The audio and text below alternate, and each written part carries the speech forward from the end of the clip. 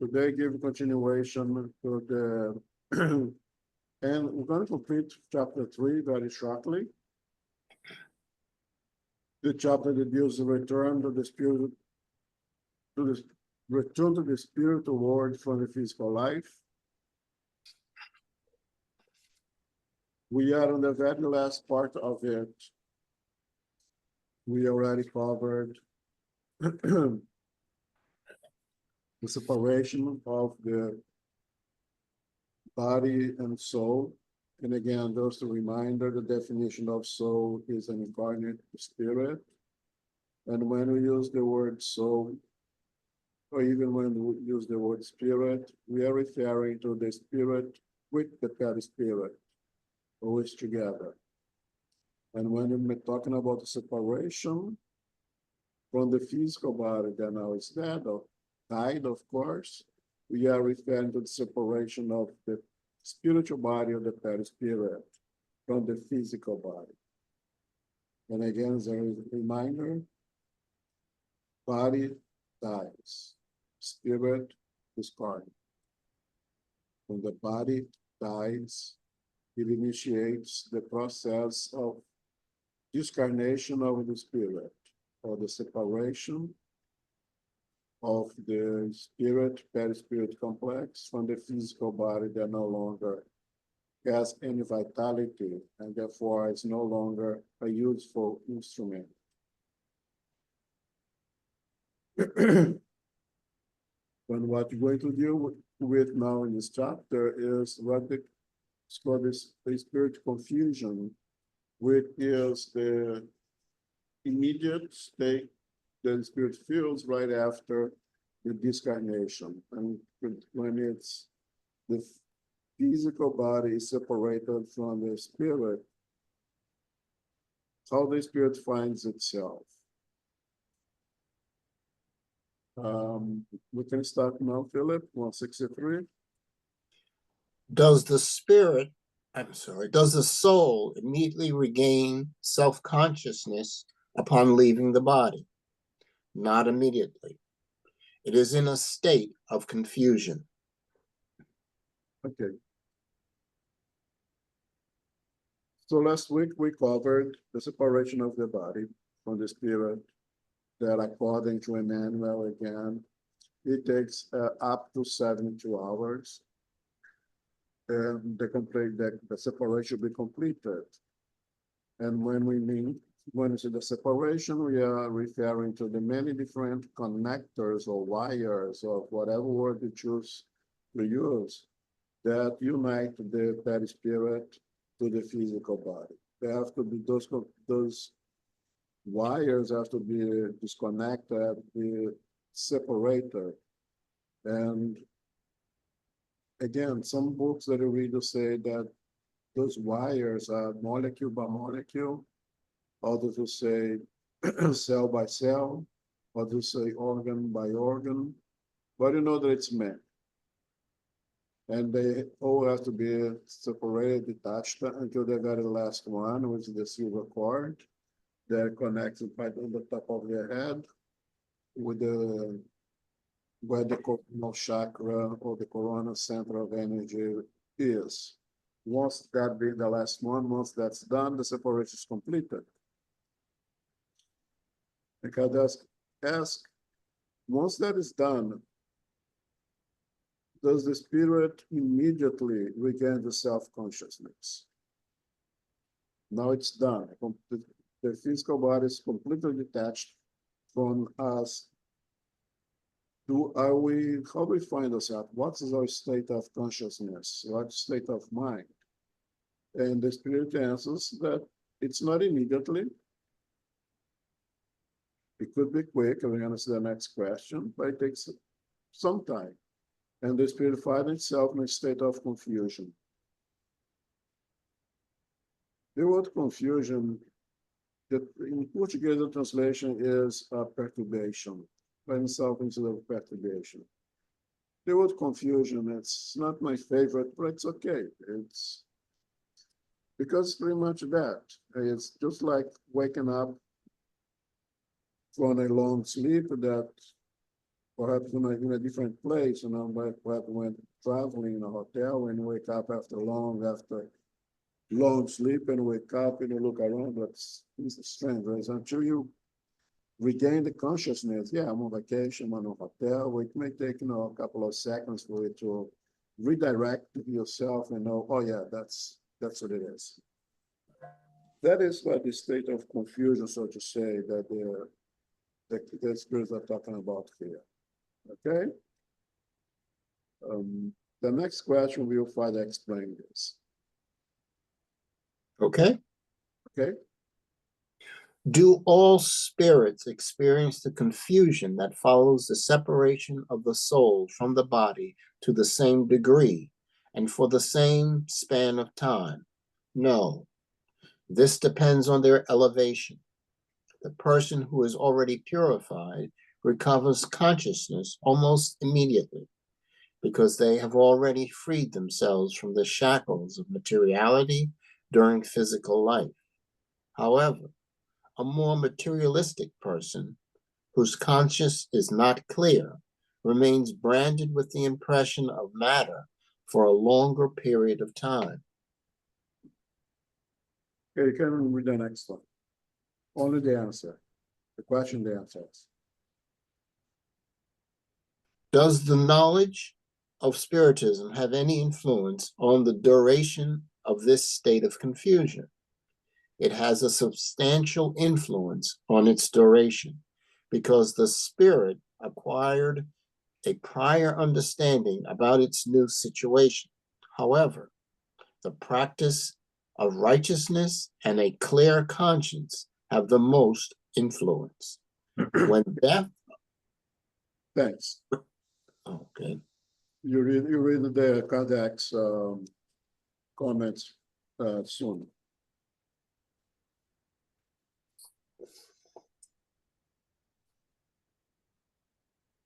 The physical body dies. The process of separation starts immediately.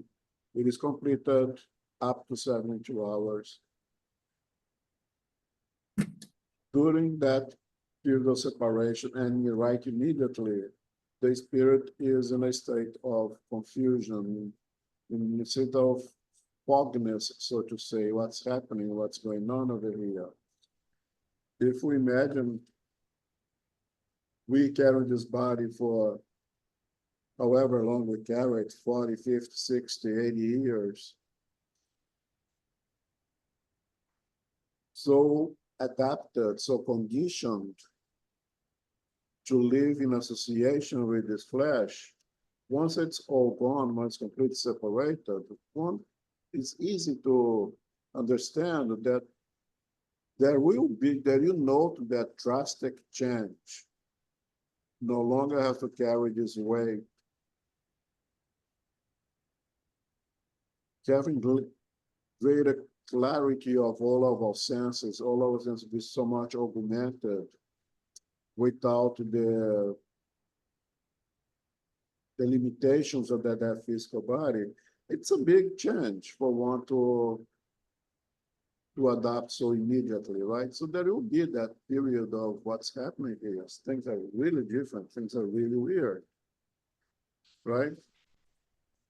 But naturally, you will readapt because after all, you're going back home, right? It's not that you're going to somewhere you've never been before. You're going to where you should be, where it's your natural state. So it's happening. It will happen. But will that happen at the same degree, at the same speed? Will everybody feel that state of confusion the same way? It would be silly to imagine that would be the case, right? I mean, we are so different, all of us incarnated here right now. Our beliefs are so different. What we understand of the perpetuation of our life, what you understand of what happens when the physical body dies is so different amongst us that we would imagine that it could not be the same for everyone else. And the spirits respond that no, it's not going to be the same for everyone. It depends on their elevation. The elevation here is mostly in reference to moral values, right? The one who had is more purified, the one that means is less materialized, matter has less value for that individual to begin with. So being free of the material body will be much easier to deal with than someone who is more, who is less purified, someone who is still is more, whose mind is more conditioned to materiality for the things of the body, that the individual will feel that the absence of the body a lot more than, of course, the one who is more purified.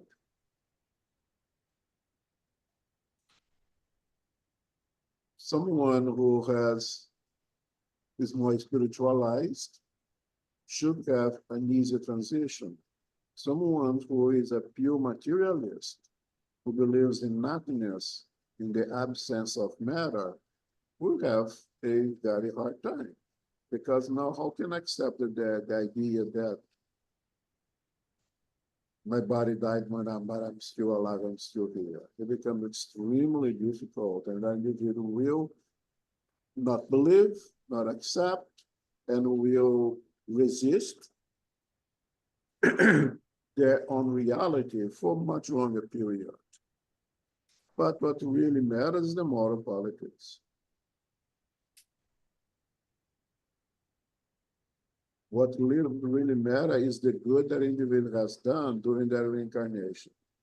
You get a spiritist who believe in everything, understand everything, by have their life outside of the spiritist center, committing all kinds of injustices and kicking the dogs right and left and being unfair to others and being a tyrant in the household and being a mean boss and everything else, we'll have a much more difficult period with going back to the spiritual world, especially because there's analogy of extremely guilty, than someone who's a purely materialist might have been a practitioner of Christianity to its entire life, has practiced charity to its entire, for the sake of being good, for the sake of practicing charity.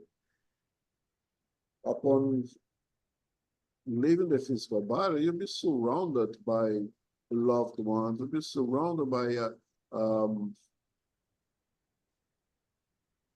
a quality of energies that will facilitate that process.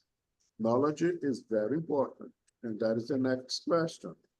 Would the knowledge of spiritual have any influence on the duration of this state of confusion? The answer is it has a substantial influence on its duration, because the spirit knows the process, because the spirit can recall what have learned intellectually. What does it mean? What happens when the physical body dies? We know that intellect, that helps a lot. But it says, however, the practice of righteousness and a clear conscience has the most influence. So the knowledge is good, it helps. But to have all the knowledge and not apply the knowledge, because the spirit is provides the knowledge of the scientific knowledge of the process of death, discarnation, what happens when you die. But the true teachings of spiritism is its moral values. That's the only objective of spiritism, is to teach us moral values, to upgrade us morally. If you limit ourselves as spiritists to be a doctor in understanding that spirit, discarnation, reincarnation, but does not practice any charity, we had wasted a tremendous amount of knowledge, and we're probably going to have a very hard time at the moment of discarnation, especially because you're going to feel guilty. I know all this, and I didn't practice none of it. Okay, so let's read now the comments of Kardec, because Greg is a summary of everything that's said here, and then I hope for questions, and I hope there will be questions. When death arrives, everything is chaotic at first. The soul is stunned, similar to when a person wakes from a deep sleep and needs time to establish its bearings and fully comprehend the situation. It gradually regains clarity and the memory of the past as the influence of the material envelope that has recently shed weakens, and the fog that obscured its consciousness clears. The duration of confusion following death varies greatly. It may be a few hours, several months, or even years. Those who during their human lives have closely identified themselves with their future state do not remain confused for long because they are able to gain quicker understanding of their situation. This confusion is completely dependent on specific features and the type of death. In cases of violent death, suicide, torture, accident, stroke, injuries, and so on, the spirit is shocked and does not believe that it is dead. It stubbornly maintains the contrary and views the body that it has left as something separate from itself. It recognizes its body and cannot understand how it could be separated from it. It remains among those it has loved, speaks to them, and does not understand why they do not hear it. This illusion lasts until the perispirit is fully separated from the physical body. It is only when this is accomplished that the spirit begins to understand that it no longer is part of the physical world. This phenomenon is easy to explain. With death occurring unexpectedly, the spirit is stunned by the sudden change that has taken place. Death is still equivalent to destruction of the spirit, and it thinks that it cannot possibly be dead. This illusion is still further reinforced by seeing itself with a body similar to the one it has left, because it does not immediately perceive its ethereal nature and believes that it is solid, just as it was in the corporal world. When its attention is called to this point, it is shocked to discover that it is not tangible. This phenomenon is similar to what happens in cases of somnambulists or hypnotized people who cannot believe that they are asleep. For them, sleep is synonymous with a suspension of their faculties, and since they can see clearly and think freely, they feel awake. Some spirits experience this feeling even in cases where death was expected. However, it is much more common in those who, despite being ill, did not expect to die.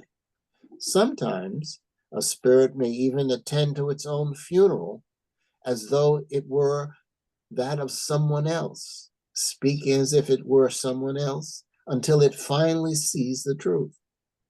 The confusion that follows death is in no way painful for people who have lived an honest life.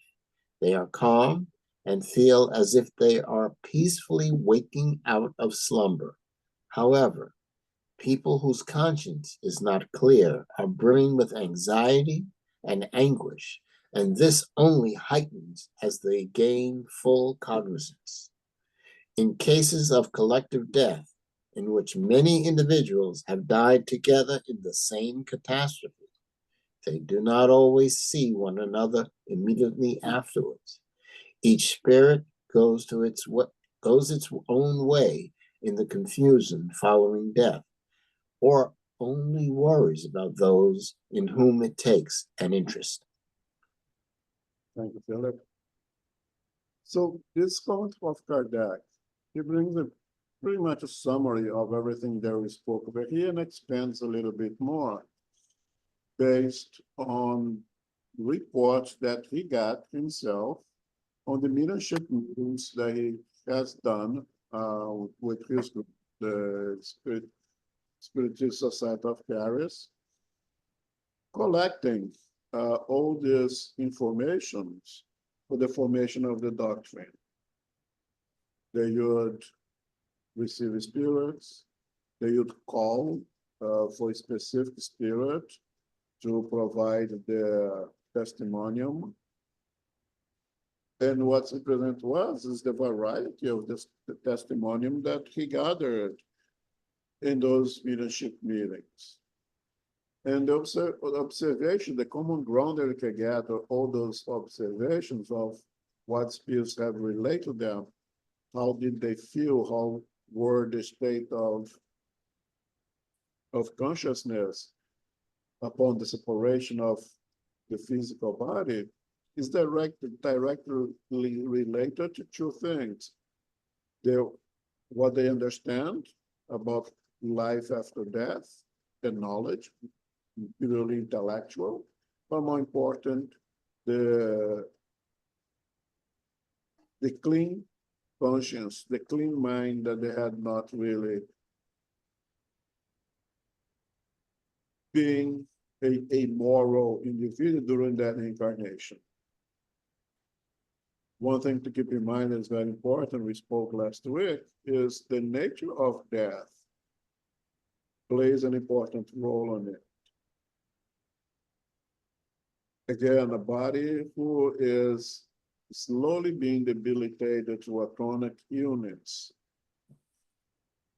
or age, that some of those wires that connect to the spirit, to the perispirit, is already loosened up and ready to be easily to be disconnected.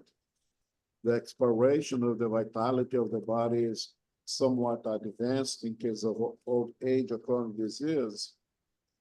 The spirit should have an easier time of separation than someone, let's say, that is young, let's say in his 30s or her 30s, totally healthy with no physical problem, who have a tragic death like an accident or decapitation in this case, in the case decapitation, or being murdered, victims of some kind of violence and have a sudden, acute, unexpected death.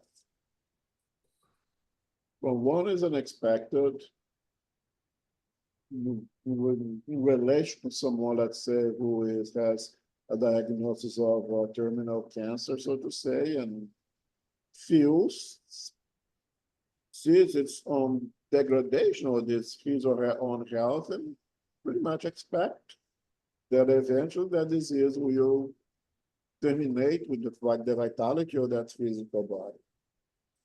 For someone who is young, healthy, and has absolutely zero expectation of a sudden death, we can imagine that separation, that period of perturbation, will be more complex, more difficult. You still have a tank full of energies in that physical body that is trying to hold on to life, to the spirit itself, because life wants to stay alive as much as possible. We had a little bit more of a difficulty. What primarily matters is, again, the moral values that the individual cultivated during that incarnation. That it makes it a lot easier or more difficult. How long it may take, that gives many examples here that, again, has been related to him in leadership meetings.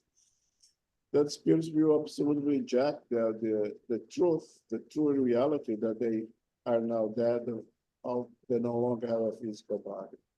Again, case of purely materialists who do not believe and who refuse the possibility of anything that exists outside of matter. Because the individual will see the physical body over there, you not understand, you not agree, you not believe. Individual who will witness the composition of the physical body in a tremendous state of torture, but you not accept the idea that they are dead separated from the physical body. Again, although the separation will take up to 72 hours, it may take 72 seconds, but it takes up to 72 hours, let's say physically, but by the mind, the spirit may stay connected to that physical body for a long time, as Kardec puts over here, days, weeks, months, and even years, the spirit may not let go, which we can imagine to be a tremendous state of torture for that spirit. And there is other factors that will influence how easy or more difficult will that separation, will that readaptation of ourselves back to the spiritual world. One of the things, again, knowledge, moral values, a clean conscience, a guilty mind is very difficult.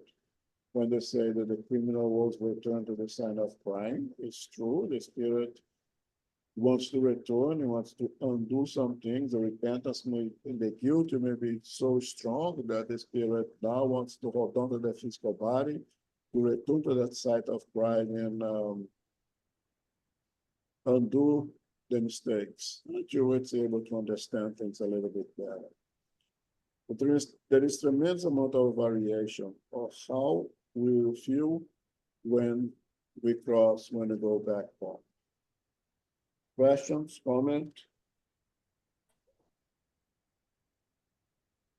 Anything that I did not cover? Kardec spoke a lot.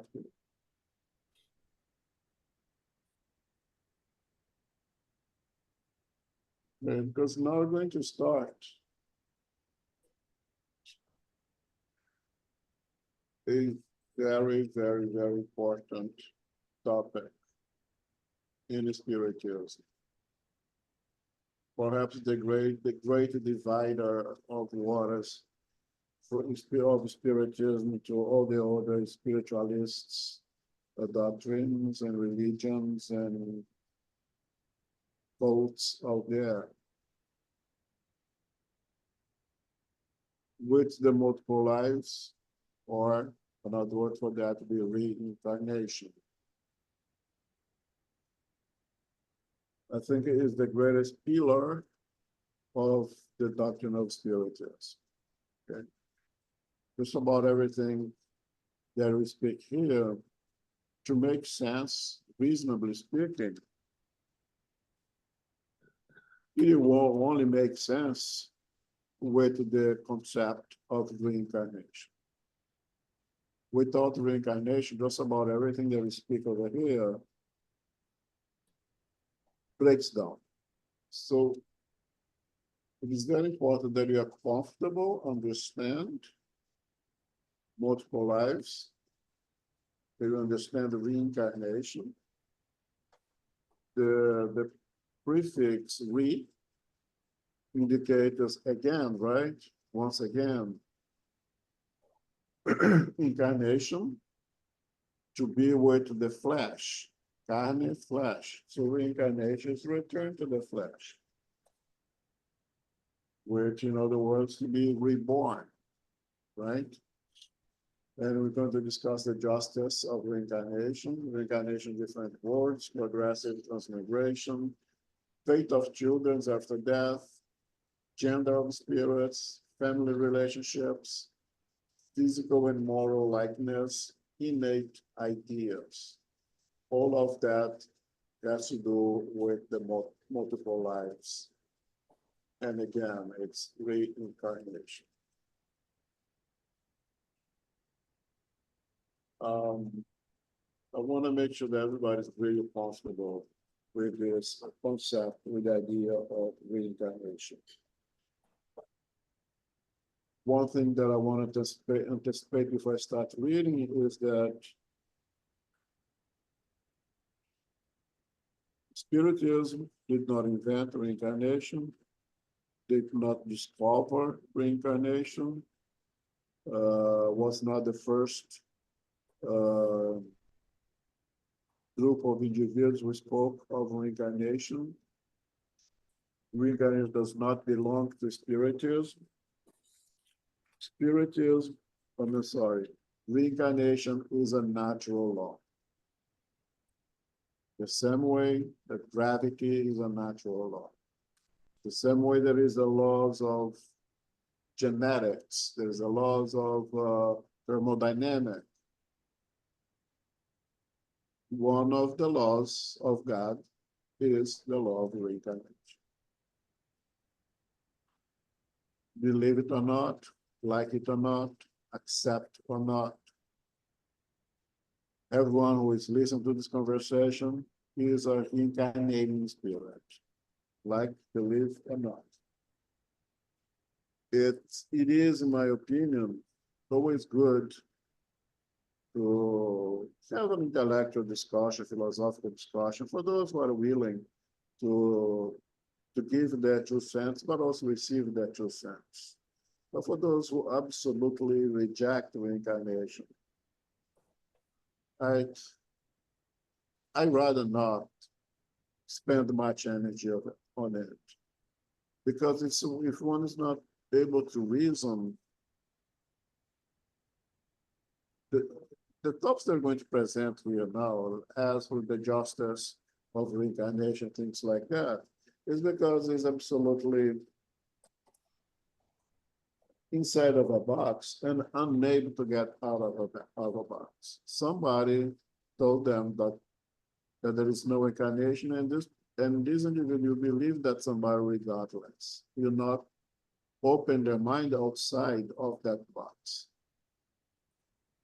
Because to me, and then me speaking out, there is not more reasonable, intellectually speaking, than reincarnation. Forget about religion, moral, forget about everything. Just intellectually, there is nothing that makes more sense to me than reincarnation. So I don't think that we should spend a lot of energy over those who are not able to reason reincarnation. Because once they are open to reason it, it will make absolute sense. But if you're not open to apply reasoning and seek to stay with dogmas, then there is no value of it. They will not let go of the dogmas in favor of reason. And with those individuals, I don't think we should spend a lot of energy with it. Okay? But again, it's a law, like it or not. Someone once told me that dinosaurs are the greatest invention of humans' imagination. And I asked him, why do you say that? And the answer was, because it's not written in the Bible. I was stupid enough to argue. I was stupid enough to give the individual a second of my time. But those individuals that you know now, there is no argument. Dinosaurs did not exist because it's not written in the Bible. How do you argue? What are you gonna say? And I think reincarnation comes the same thing. It's so reasonable, it's so logical.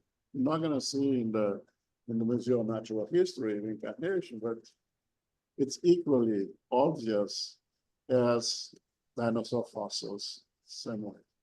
But reincarnation, if you read carefully in the Bible, it's in there. It is in the Bible. It is in the book of the Vedas. It is in the books of Buddhism. It is in the book of the Hare Krishnas. It is in the Old Testament. This is in the Torah. You just have to expand your vision to when you see things and not read literally what says there. It's everywhere, everywhere that deals with the truth will deal with reincarnation, because there is just one truth.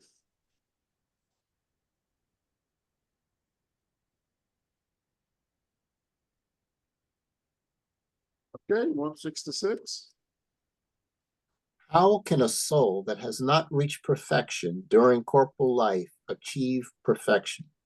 By experiencing the trial of a new existence. Thanks. So in this question, there is some statement, some affirmation here, right? It comes with the understanding that we are supposed to reach perfection. Just by itself there, right? How can a soul that has not reached perfection during corporeal life achieve purification? Okay, let's say, well, we all gonna reach purification. How are we gonna reach purification if we did not do it in one life? In one corporeal life? And the answer, by experience the trials of a new existence. The translation Portuguese, and I speak French, I have to use Portuguese, is a suffering, a new existence. Which pretty much trials, it's okay. But in either way, you don't say come here on a vacation, come here to enjoy anything. You come here to go to the suffering, to the passions, if you prefer, or the trials of a new existence. And it's important also because it absolutely rejects in the question and in the answer the idea of heaven and hell. It eliminates those. So the question and the answer here carries a lot more than just what we read in the words of the Bible.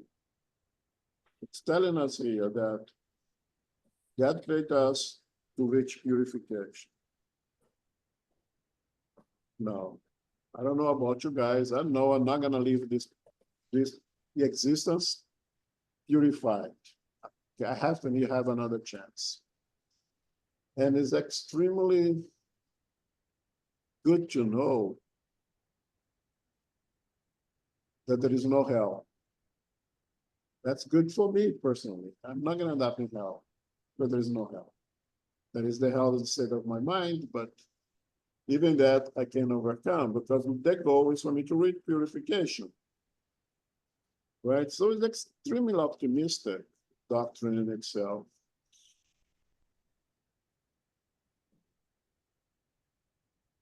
If you look in the past, in the older doctrines of spiritual values, the belief of returning to the whole, the pantheism, losing your self-identity.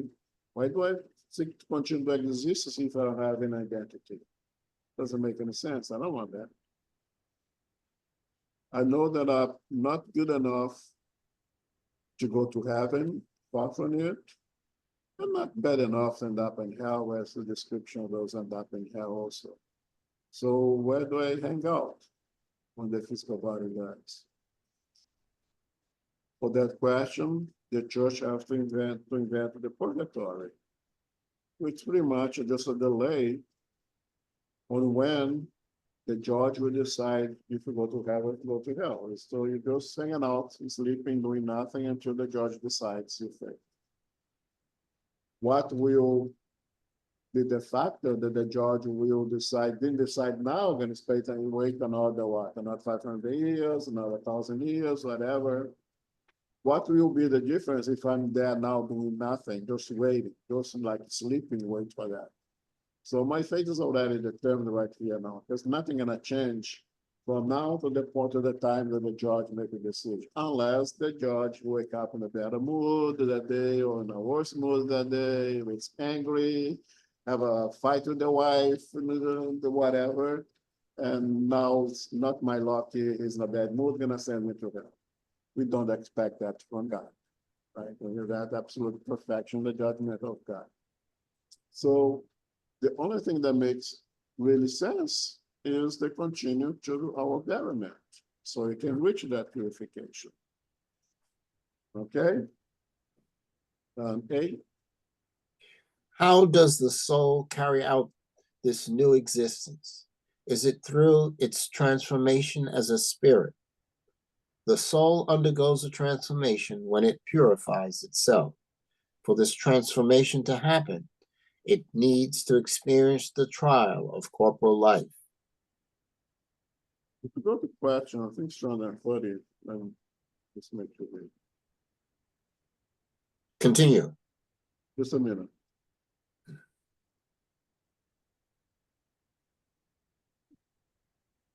Yeah, the question 230, Kardec asks the spirits, do spirits progress when they are in the errant state?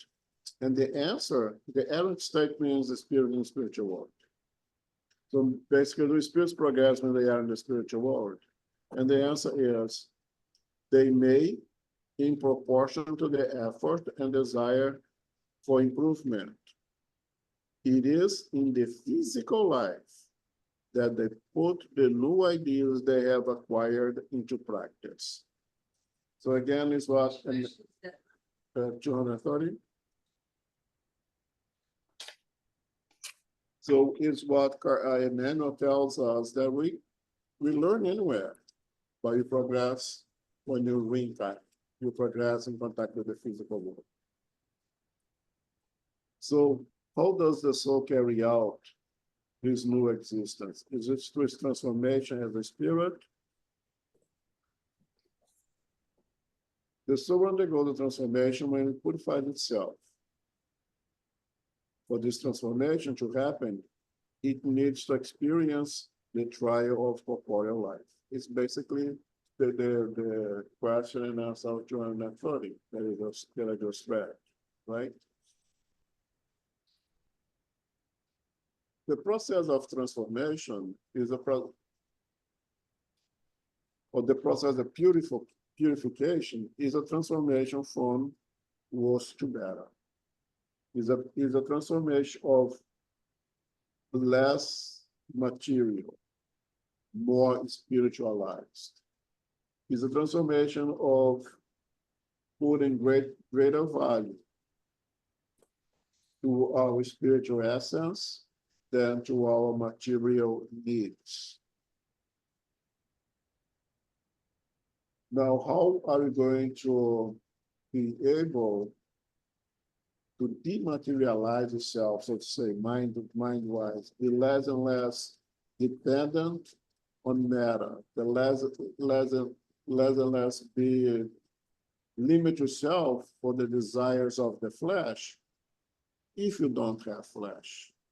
So you need to incarnate to deal with this physical world, this corporeal body, to go to this transformation. It's slowly. Transformation means that we're going to change ourselves. We're going to change ourselves doing the work that belongs to ourselves. We can learn, know the value of the spiritual world. The example that I always use, the drug addict, the one who is an addict is in heroin, put inside of a recovery place, spent 6-7 months in there, free of all the challenges, not have anyone to offer, away from the friends with whom when they share the needles and whatever. They, by the 4th, 5th month, the person say, I am a recovered. I'm completely free from heroin in the past. Chemically, that takes 3 days. No, mind-wise, it may take, 5-6 months. Can we say that person is really free of the chemical dependence? We could say that yes, physically, organically, yes. But you only know the truth that person really have transformed him or herself when he's out of that rehab, when he's gonna meet their friends to which they did drugs with, when they're gonna be exposed to the same triggers that leads them to use the drugs again, when they're gonna offer to him and or her gonna say, no, I'm done with this, then you can say that that person is really free of the drug addiction. We have to come back and we have to face those things. The same thing with our purification or transformation. We have to come here and do the things related to it here to make sure that now I am free from attachment. I am free of jealousy. I am free of greedy. I have to have money to be free of greed or have something that belongs to me to free myself from greedy. If I have nothing, I'm greedy of what? Right? So I have to be exposed to those things in order to progress. You will learn everywhere, but you apply when you come back to the spiritual life, to the physical life. Questions? Okay, let's do B and C and hopefully we can finish this one question. Does the soul have multiple corporal lives? Yes. We all have many lives. Those who say any different want you to stay ignorant like them. This statement implies that the soul, after leaving one body, inhabits another. In other words, it reincarnates itself. Is this correct? Obviously.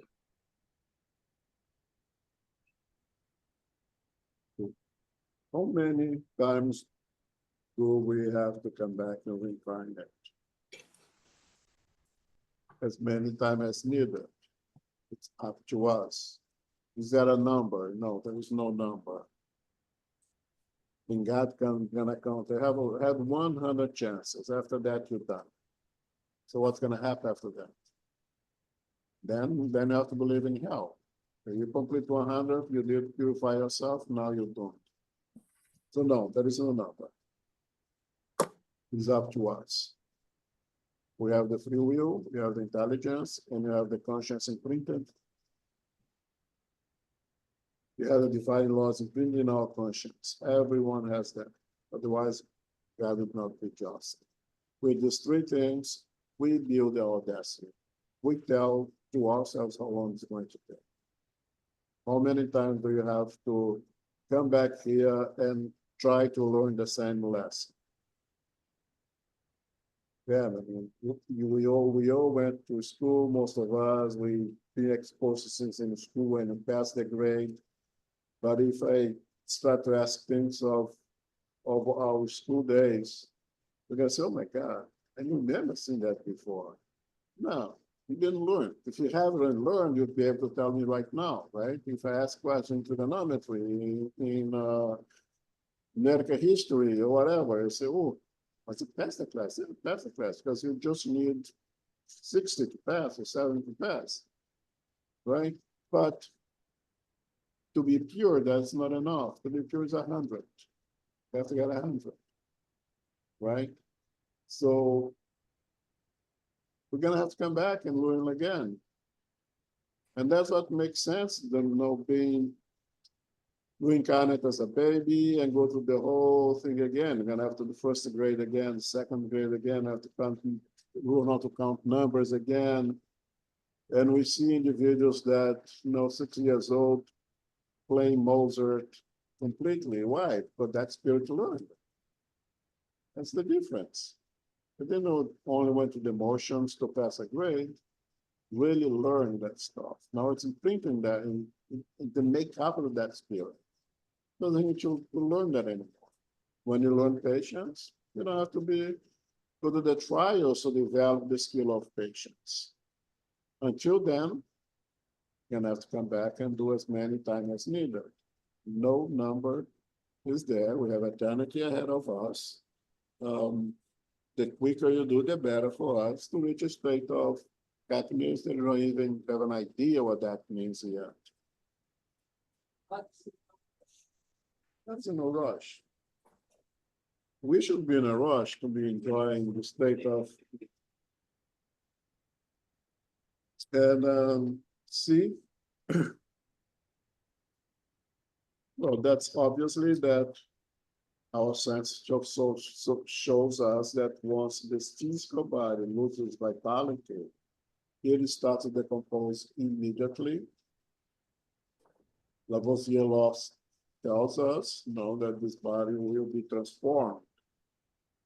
all the water need to be evaporated. Right now, we are breathing the dead. Means that the air that we breathe is definitely some vapor of decaying bodies over here, all the protein, everything that will be recycled. Nature will take care of that, and the body can never be used again by any spirit. So we're gonna need another one. We're gonna need as many bodies as needed.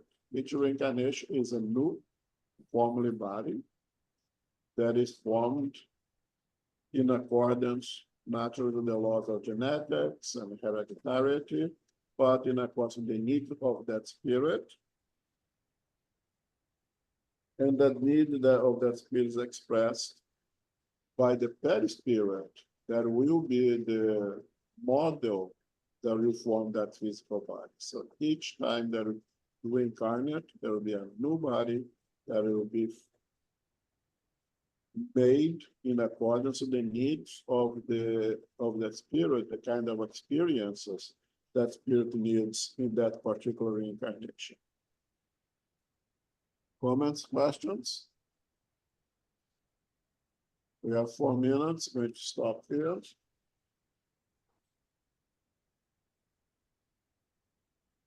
So Sunday is our Q&A.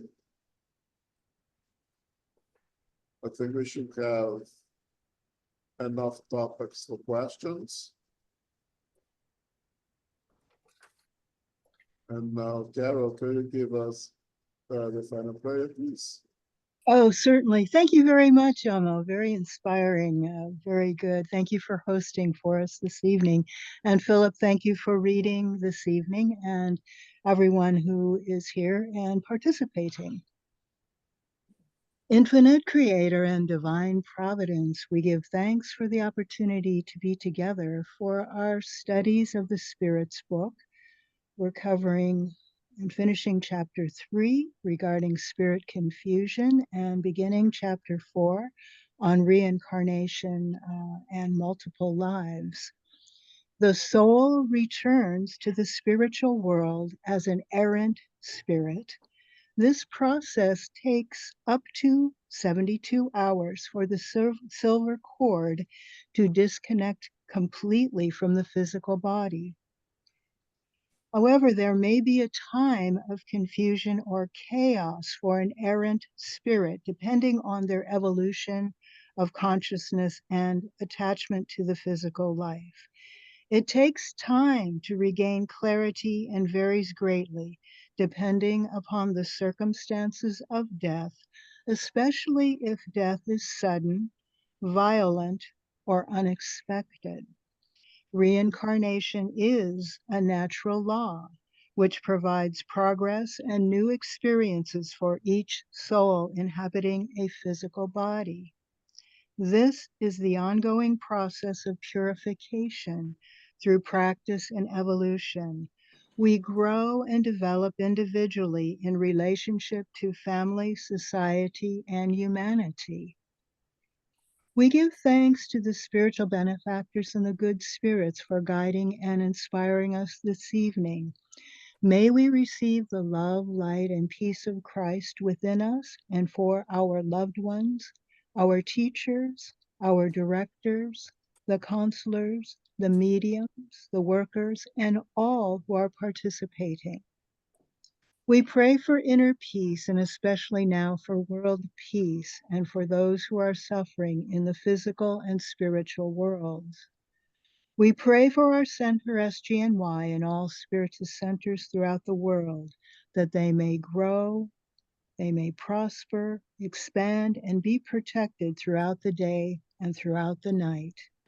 As we close, we humbly ask for safety and protection as we return to our family, friends, loved ones, and co-workers. May we go forth now as beacons of love, of light, of service, and charity, which is love in action. May peace prevail. So be it.